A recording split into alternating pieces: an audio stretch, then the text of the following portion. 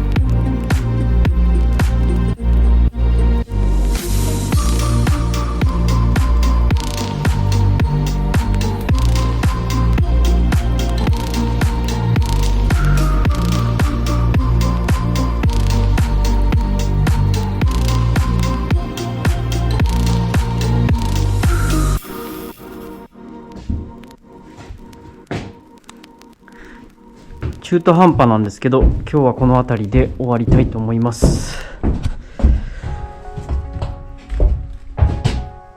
片方の梁だけ設置できました。結構この磨くのに時間がかかってしまって、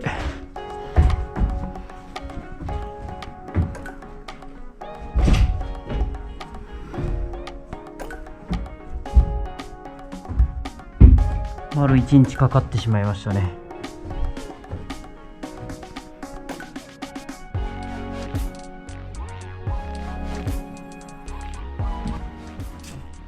明日はこの続き向こう側をつけて、